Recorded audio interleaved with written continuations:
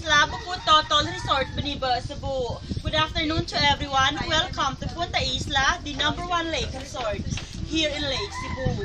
We are pure-blooded Tiboli. We are here to present the different Tiboli musical instrument and the dances of our tribe. This is how we can entertain you and welcome all of you. We welcome you all. Welcome to Punta Isla Lake Resort.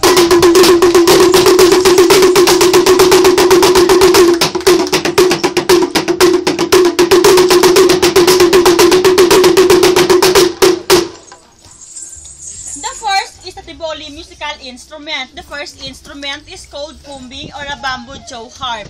They usually played it during eclipse time to call the moonlight back. The spirit of kumbing is here, deep under the earth and deep into the sky. Mom, sir, the sound of kumbing.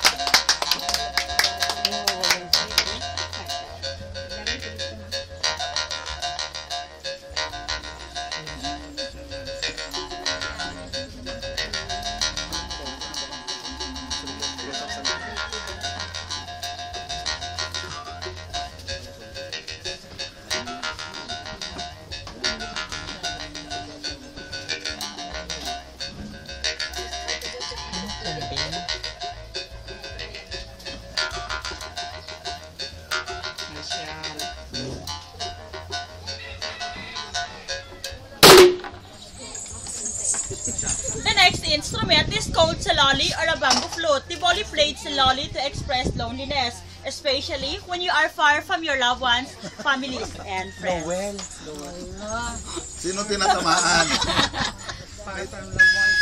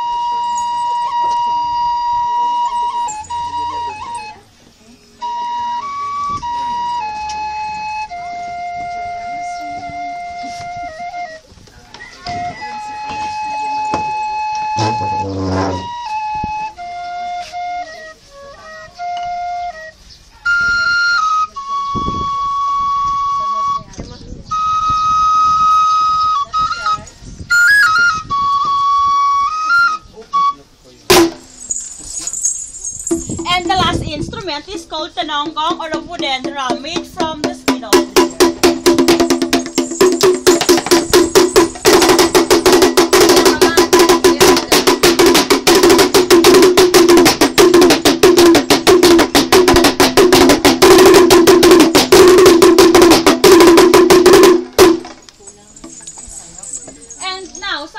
Tiboli dances. The first dance is called Muraltaho or a true dance, a dance imitated from Canaban, the sister of Tiboli, legendary hero named Tudbulul the Madaltaho.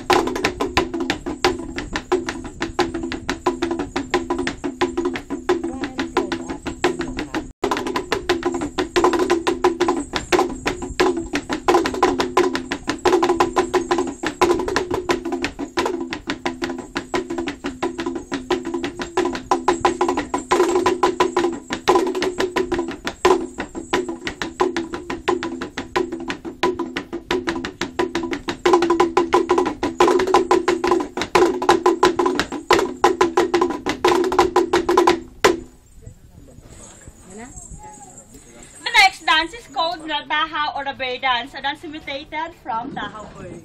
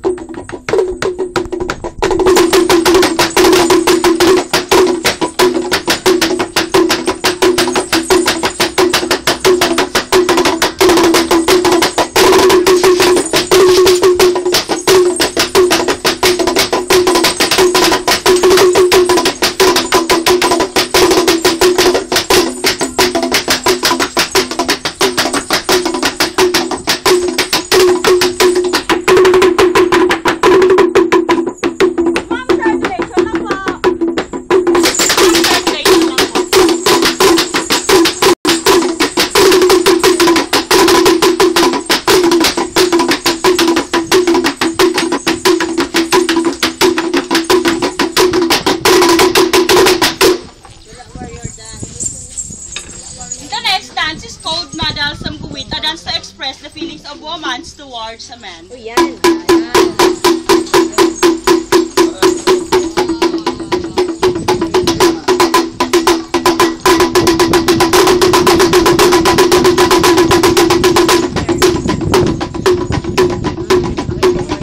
Wow! Flirting!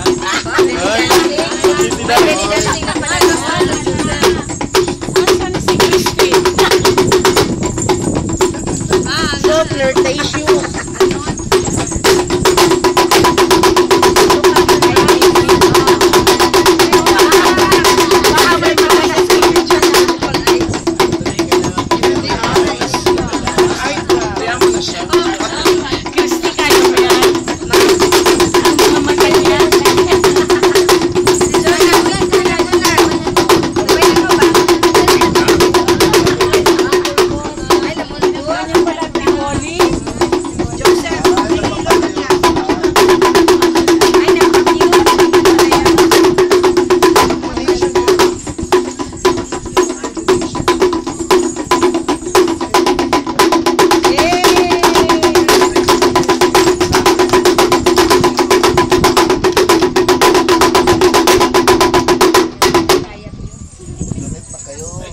And the last dance is called the Iwas or a monkey dance. The Boli strongly believe that monkey is one of our ancestors. Tapos naman dito ba?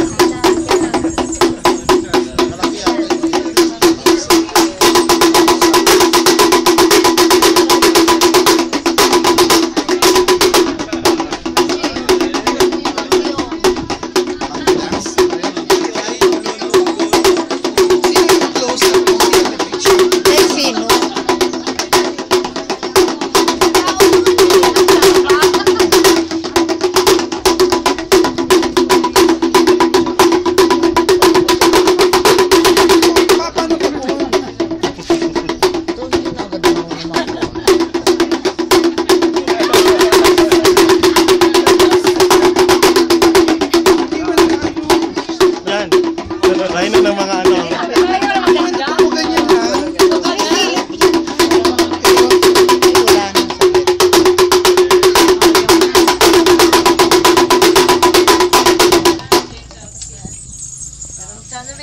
Ma'am, sir, maybe you are wondering why the dancers touch the drum before and after they perform. It is because all the Tiboli musical instruments have their own spirit owner, and it is a sign of respect to the drum. Libon na logi, tay handon mo yung kuy kapasita binibukul sa isla, na hanim yung butkuy ka sa kulek adini. Ma'am, sir, thank you for coming and for choosing Punta Isla as one of your tourist destination. Thank you very much and God bless everyone. Maraming salamat. Oh, you teach our girl.